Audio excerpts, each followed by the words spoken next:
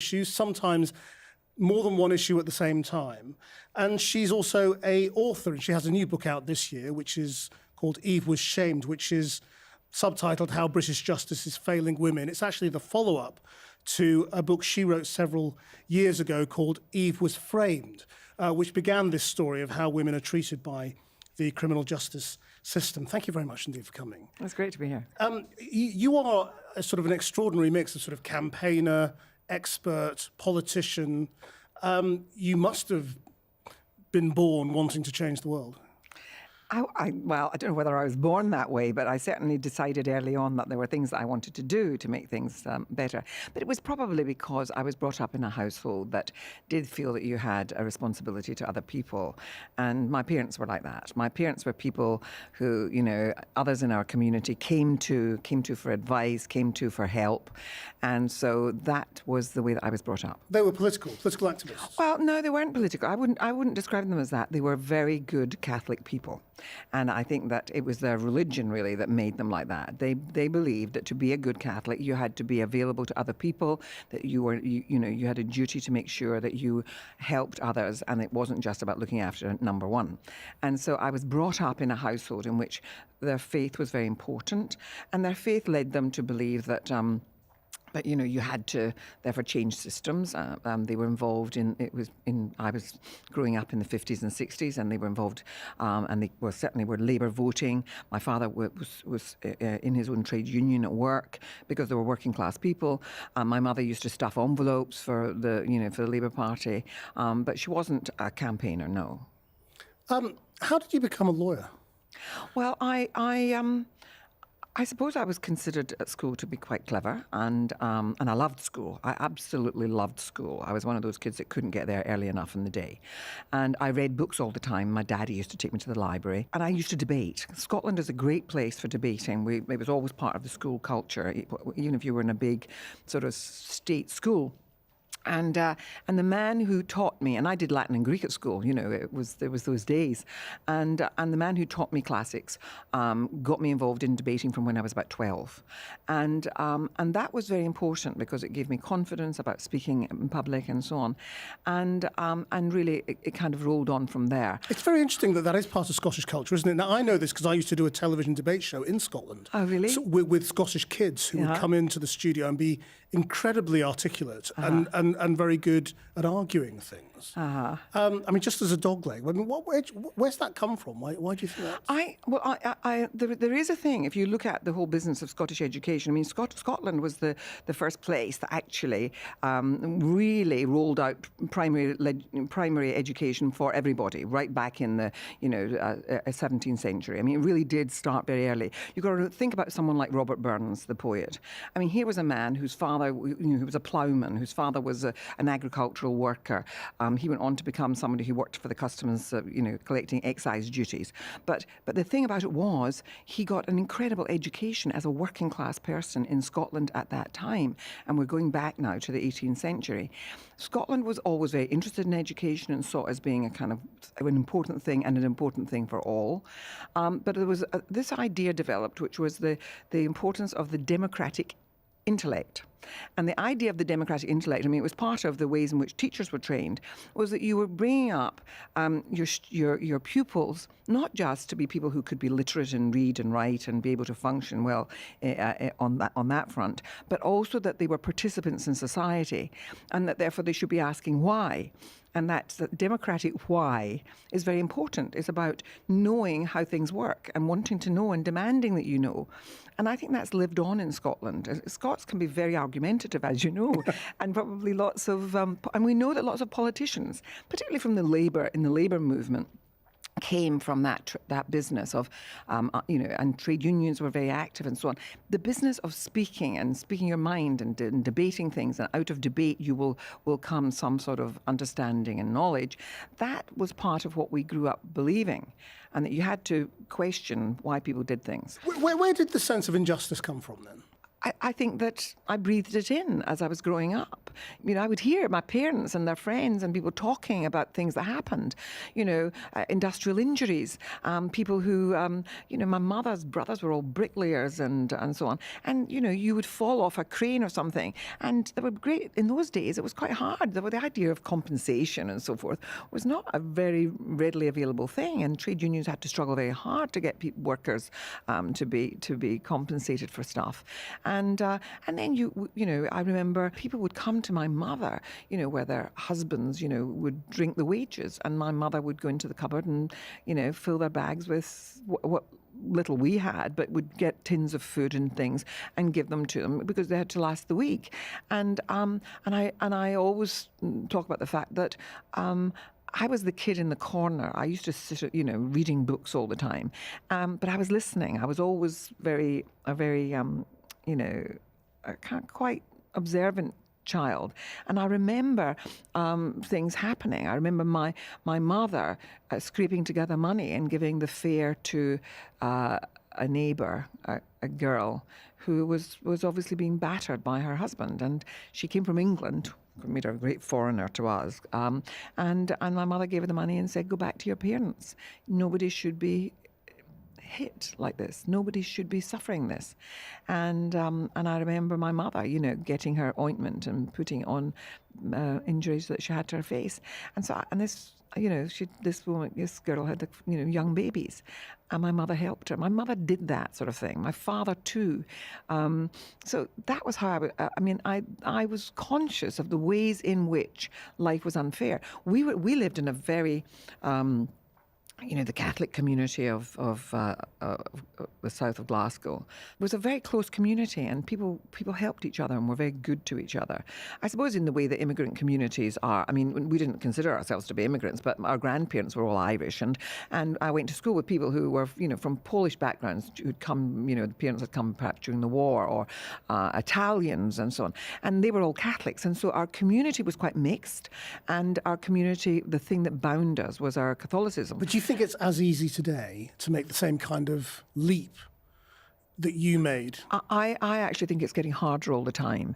And it's getting harder not because people can't get to university, but because they incur huge debt in order to do so. I was helped all the way through financially. I wouldn't have been able to do it otherwise. My parents just didn't have the money. What I think is so hard now is that the professions have changed. And so there's many of the things that made my life possible as a young lawyer. I wanted to be a lawyer who was going to be helping ordinary folk, and so I didn't go in to become rich. I practiced in legal aid and did all my life as a barrister. I've always done legal aid work. Let me tell you, the young ones in my chambers can't survive on legal aid now, and there are whole tracts of law that people used to be able to work in, where legal aid gave you a decent living because you were a professional. We've seen a kind of deprofessionalising of the professions, and it's happened to doctors too. Junior doctors earning very little money, run ragged, not having the sense of esteem that came with becoming a professional. And I go up and I speak, Christian, at universities up and down the country, and I'll be in a taxi, a minicab, and the driver will say to me, what are you doing? And I'll say, I'm going to give a talk at the university and I'm a lawyer. And he says, my daughter's there and she's going to be a lawyer just like you. And I know that the chance of being able to get yourself a training contract to become a solicitor, to get yourself a place in a set of chambers nowadays is becoming so hard. So there are so few opportunities, and that many of those people who are incurring great debt in order to become lawyers will not become practicing lawyers, because we still do the business, which is that the elite universities will, find doors opening. People who've gone to them, whether it's Oxford or Cambridge or the Russell Group or whatever you call them, and ordinary people don't know. They are not in the loop. They don't know how to game the system. They don't know that there are universities that are more, rated higher than others. They think universities. My parents wouldn't have been able to tell you what was considered to be a good university and what wasn't. And how do you make those choices? And then, of course, employers, the grand solicitors firms, they know, and they therefore are more likely to take in somebody who's gone to a particular university rather than another one. And that information is not readily available to people from my class background. So that's a disaster for social mobility then, isn't it? It is very hard because for social the mobility. professions were the route for the working classes absolutely. better themselves and achieve a new status and standing in life. Absolutely. And of course, what people do is that, and it was one of the things, my parents wanted me to become a teacher. Because that was the great goal. A young woman should become a teacher, for heaven's sake, and you can do it, and you can have your children, and you can, and all of that, and, being a teacher. They greatly had a high regard for people who were educators. And of course, then to become a lawyer, and as a woman, I started in the law at a time when only 6% of the people going into the profession were female. That was how it was in the 70s. As soon as you entered the law and started practicing, you very quickly grasped, and you've written about this a great deal, grasped the inherent discrimination against women, minorities, anybody on the margins. Yeah. Did that come as a surprise? Well, the thing is that when you're studying law and you're being taught by male professors, I can't remember being taught by a single woman. I went into chambers where there was hardly a woman not to be seen, and at that time, chambers said we don't take women. We didn't have this. The Sex Discrimination Act came in '76, and I qualified before that, and so I had to really beat around in order to find somebody who would take me as a pupil, and it was hard as a woman to get started. And then, of course, it was, there will be places for women, but in particular fields. Yes, you'll become a family lawyer. Yes, you'll do children's law. Yes, we might need somebody for that kind of area.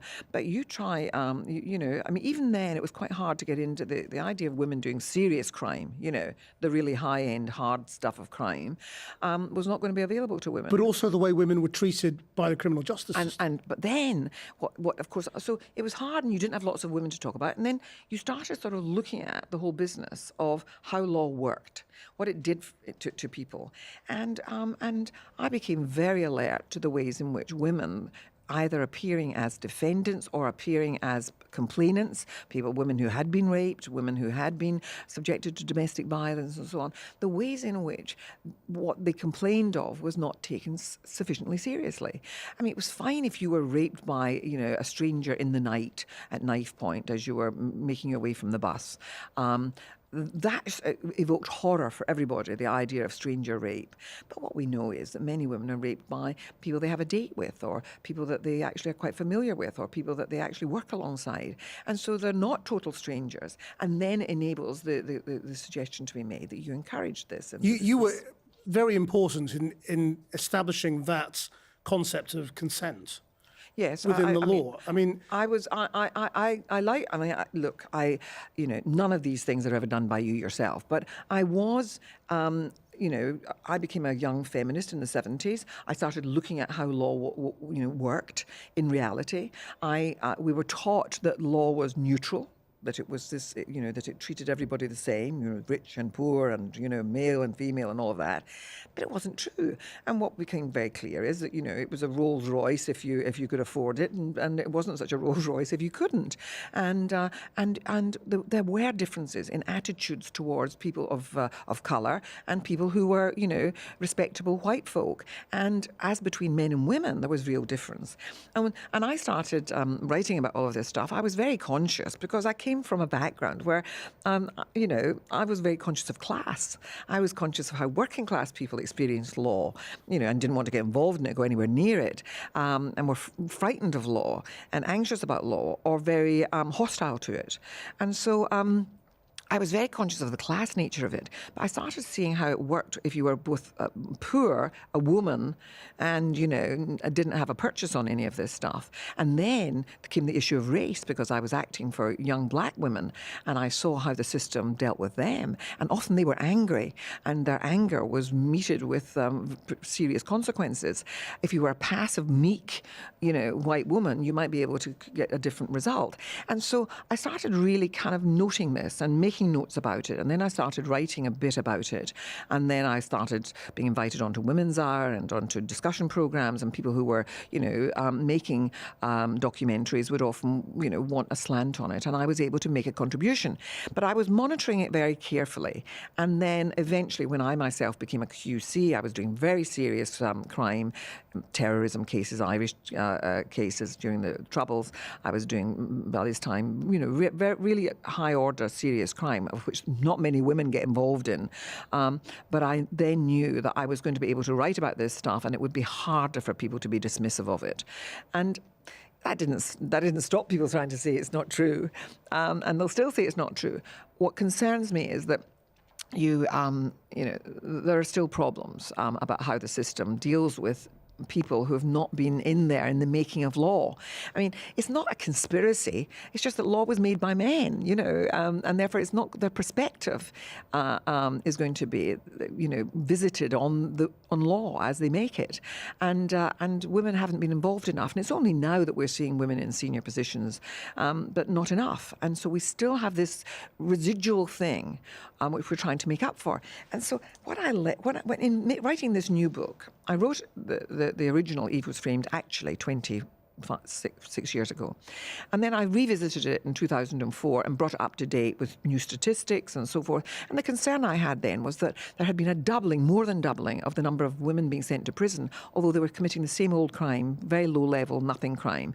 But we were becoming more punitive, but that was a way of being equal. Equality meant that women had to be treated in exactly the same way.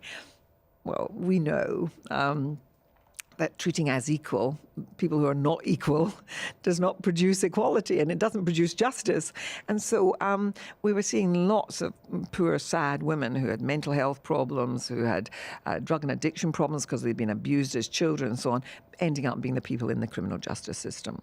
And in the same way, we know that the most disadvantaged are those who end in prison. And so I updated it in 2004, and I meant to just update it again a couple of years ago. I had to rewrite the whole thing. And the reason, Christian, was because so much has changed. Many of the things are good.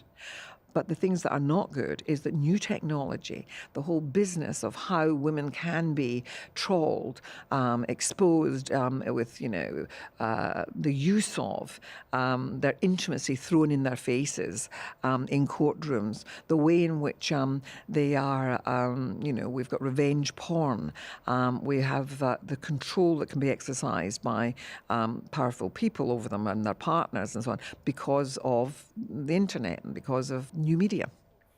Do you think when it comes to criminalising women and mothers in particular, how differently do you think we should treat women? Well, you see, my answer to all of this is that this is we could easily. I mean, I made the argument back in 2004 and back in 1992 that many men suffer the similar kinds of things. I mean, black men particularly. Stereotyping, that the assumptions that they're much more violent, that they're always wanting to attack white women and all of that kind of thing. And so there are ways in which this is a paradigm.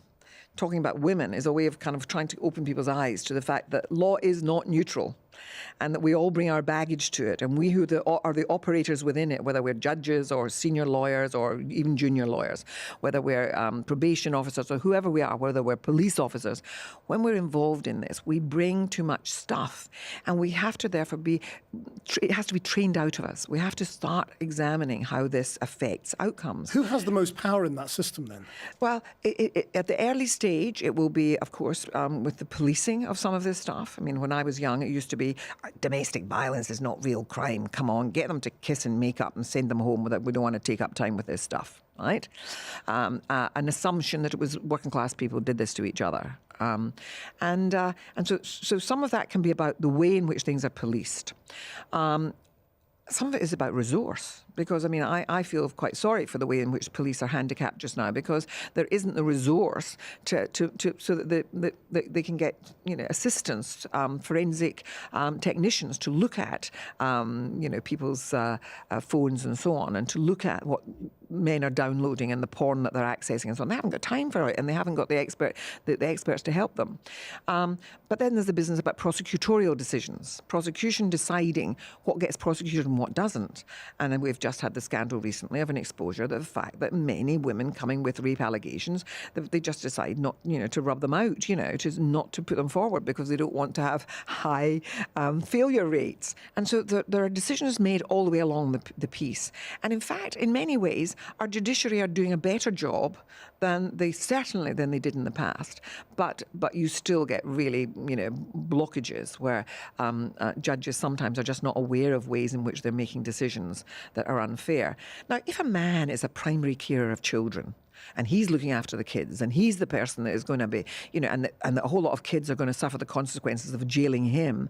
You have to take all of those things into account in order to try and find the right outcome. And somebody listening might say, well, why should it be that a man who's got children should get a better, a sentence for the same kind of crime than somebody who hasn't?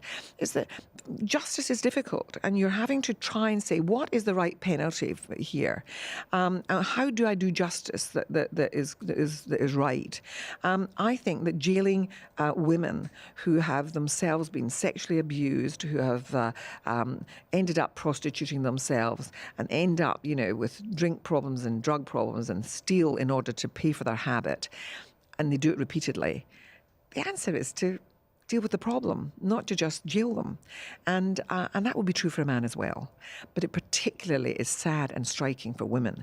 And you could actually use women as, if you like, your testing ground to see whether we can't do something better about the way that we deal with offenders. Do you think most women who are sent to jail should not be sent to jail? Absolutely. 83% of women in prison are there for non-violent offences. The number of women who commit serious crime, Christian, is so small that you could actually do, and Scotland's now got an experiment there where they're actually going to pull down their big women's prison, and they're going to rebuild a prison that can only have 80 women in it. And all other women will, and there'll be housing, there'll be special projects around the country, up in Aberdeen and Inverness, where there will be houses where women can be housed because they might need to be separated for a while, from the drink or the gang that supply her with drugs or whatever.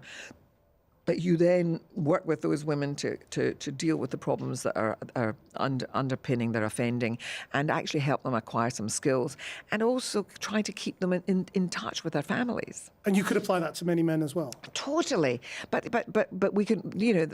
Women are not huge numbers in the criminal justice system, so you can have your experiment with women and then roll it out across the male prison population too. But you've been in politics as well. For many, many years. And I never think of myself as a politician, But you were part of that generation, the new Labour generation that came in the late 90s. I was. That you then ended up clashing with. Yes. Because you seemed very disappointed that they turned out to be just like all the ones who'd gone before. Christian, what I tended to fall out with them about was law. Because, I don't like the language, but my master is the law. I'm a lawyer. That's what's runs in my veins. That's what I care about. I believe in the rule of law. I believe in human rights. I believe in the ways in which we have to have processes for dealing with things. And when I watched New Labour coming in and then talking the language of punishment, of ratcheting up the sentences, I really thought that Home Secretaries under New Labour were as bad in many respects as any Conservatives. In fact, there was, Douglas Hurd and people were exemplars by comparison. And were you shocked? Did you think they wouldn't do that? Yes, I thought they were more enlightened, and that's one of the shocking things, is that if people know, and people in their hearts really do know that this is not the way to go, but they're doing it because, Philip Gould's polling groups were telling them that actually the public out there think people should be punished, rather than having a proper debate with the public about, is this a good way to spend our money, or do you not think this helping them get away from their drug addiction might be a better way? Instead of having proper conversations, they entered into a Dutch auction with the Conservatives over who could be tougher on crime. And so I fell out with them. And I fell out with them when they started, after 9/11, deciding to lock people up without trial. Locking people up without trial. I mean, just think about that. When we started we started rendering people. We were involved in rendition. We started accepting evidence from places that we knew tortured, and we started accepting evidence and intelligence from them to use against people here. So there were all manner of things that Labour were the traps that they fell into, and power can do that to people. Why do you think it happened? It's about power. I mean, I now, as an observer up close of power, I realise that it's not. I mean, the old adage is that power corrupts and absolute power is absolutely corrupting. But actually, it's that power is delightful. And absolute power is absolutely delightful. And people delight in the business of being in a position of power. And they start losing contact with the values that used to inform them, but also with people and the suffering of people, but and why the do you think indignities of people. politicians have failed, or have still failed, to communicate the truth. What they really... I mean, you see it now with the immigration debate. You see politicians who know that economically immigration is a good thing for this country and is needed, arguing that we need to cut the numbers. I think, Krishnan, that the answer to that question is why is it that there's been such that politicians are failing? And one of the reasons, I think, is because we now live in a globalized world. And when I'm talking about that, I'm talking about an economically globalized world. We've accepted an economic model that runs across borders, which is neoliberalism, and it's about, and most of those big corporations are avoiding paying taxes and so forth, and we need them to bring business into our countries in order to give jobs to people, in order to tax people, in order to pay for the things that nations need, whether it's policing or roads and the infrastructure that we need to live a civilized life. And the truth about it all is, you have to ask the question, where does real power lie? And increasingly, real power is not actually lying in national governments. And that's why national governments are suddenly wanting to try and reclaim it, because they're fearful of that sort of leaching away of power. But it's actually not so much leaching away into, the UN now has hardly any power. The European Union power, the real power is in the hands of big money. And unfortunately, politicians, go in with all the best of intentions, and then they start finding that they have to, cut their cloth very differently in order to appease the money men, the masters of the universe. And the masters of the universe used to be politicians. They're no longer politicians. They are the folk who are the big makers of money. And I'm afraid our politicians find they have to end up bowing to them. Isn't that because the big thing that has happened during your professional life is that trust in professions, politics, any people who used to have authority has basically gone. And the only thing that talks now is money. Yeah. And the interesting thing is, though, that the way that deprofessionalising of the professions and so on has also been brought about by the promotion of money as the supreme value. You're only a successful lawyer if you're really earning a ton of money. And the only way you earn a ton of money as a lawyer is if you're a commercial lawyer. A lawyer like me doesn't earn tons of money. And so that whole business about, has always been, we took a pride in our professionalism. And increasingly, the thing that people take pride in is just how much money they're making. And that's that. They say, he's earning what? And that's the thing that has to impress us. Well, I have to tell you that my mother was never impressed by money. And I think I kind of learned that at her knee, that it's not a good way to value people. And my mother used to always sort of say, never look down on anybody else, but don't look up to people either. That people had to win your respect. And I think that we've seen a breakdown in trust because people haven't always behaved very well. Why did politicians fiddle their expenses? They looked around and they saw that, they were earning 60 odd grand a year, and they thought, everybody else that went to university with me is earning more than that, and so they started feeling entitled to kind of find other ways of enlarging their income. And of course, the public weren't to be told that they were told what their income was, but they weren't told about all these other emoluments that were added to it. And so, but there have also been medical scandals. Medical scandals. And scandals of how much legal aid lawyers. People scammed.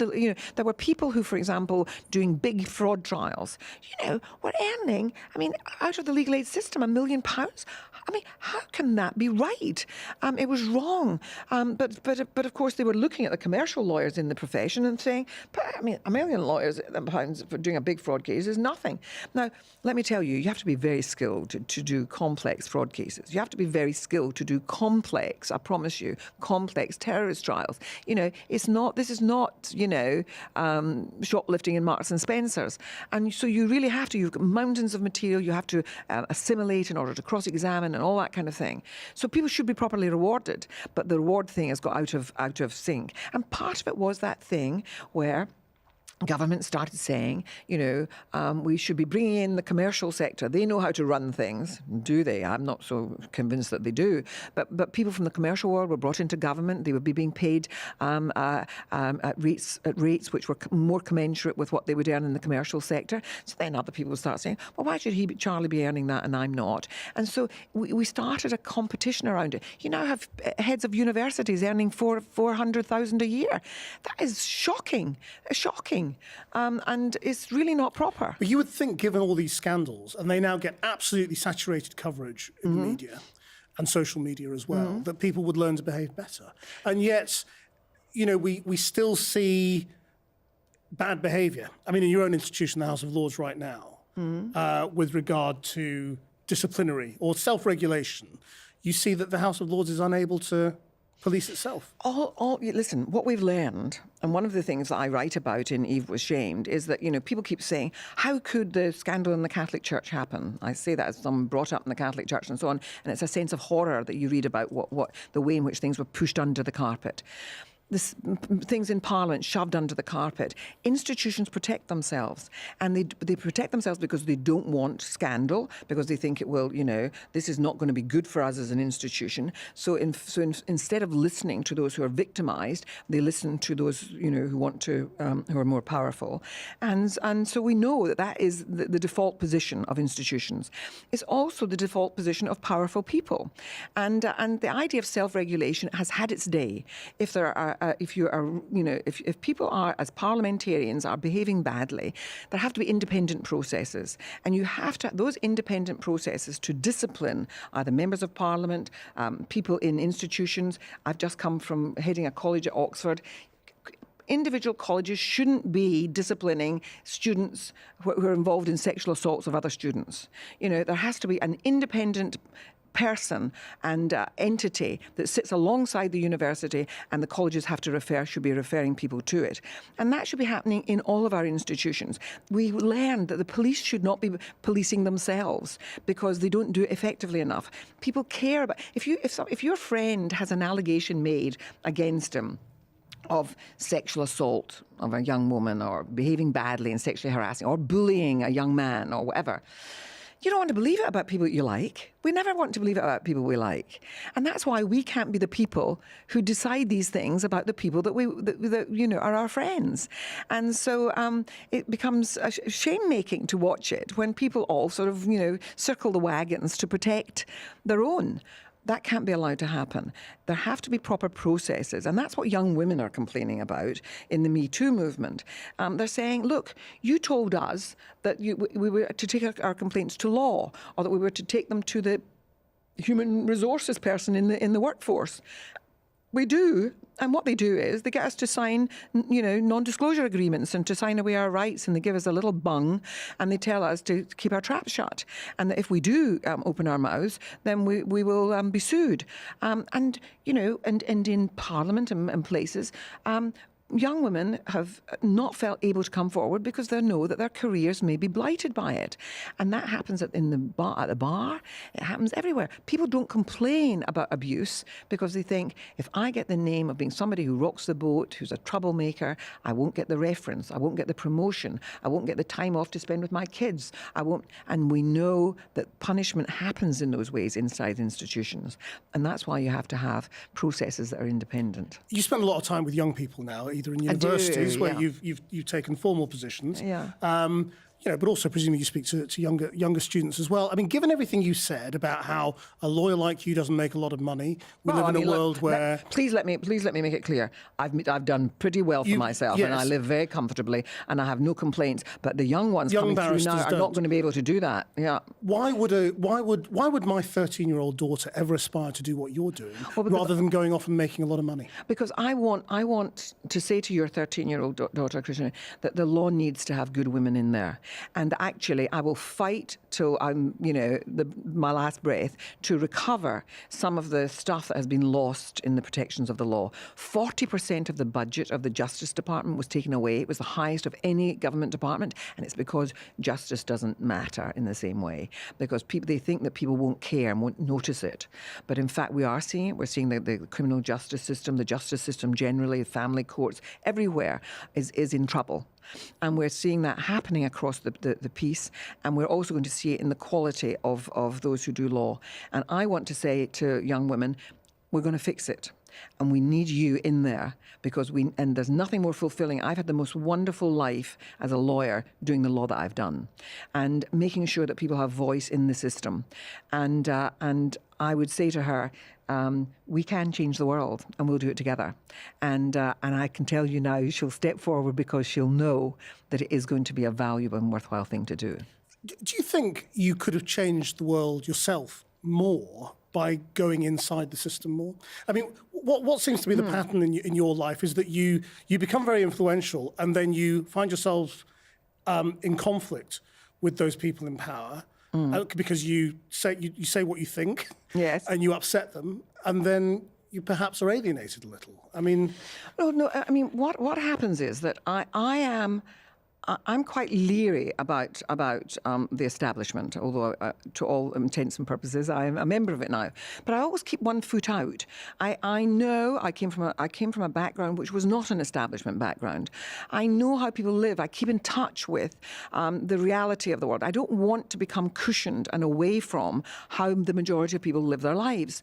And so when I see systems not behaving well or not doing the things that we should be doing, then I feel that if I become silenced and I don't speak out about it on behalf of those who kind of have less power than me, then I'm failing in my duty. And so I've done it about the law, and of course people get irritated, but by and large I'm not disliked. People on the whole say, oh, well, that's how she is. Helena will tell you how it is, and people know that I come from a position which is about saying we're not getting something right. And I've got to tell you, you're not getting it. And I'm not saying it in a way of hostility, and I'm not saying that you should burn in hell's fires. I'm not saying that you should be jailed for it. I just want us to think about whether we're getting these things right. And at the moment, there are lots of things that we're not getting right. We're still not getting the whole business of opportunities and equality for women, young women. We're still not getting the business right for the most disadvantaged in our society. And we are actually destroying some great British institutions that shouldn't be destroyed.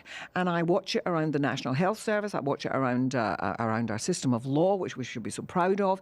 These things are the things and I watch around the arts, things that have made Britain so strong in the world, and now we are pulling the mortar out that holds it together, and we're doing that because we have pursued values that I don't think are the ones that matter, and we should be much more concerned about the value of things rather than putting a kind of nominal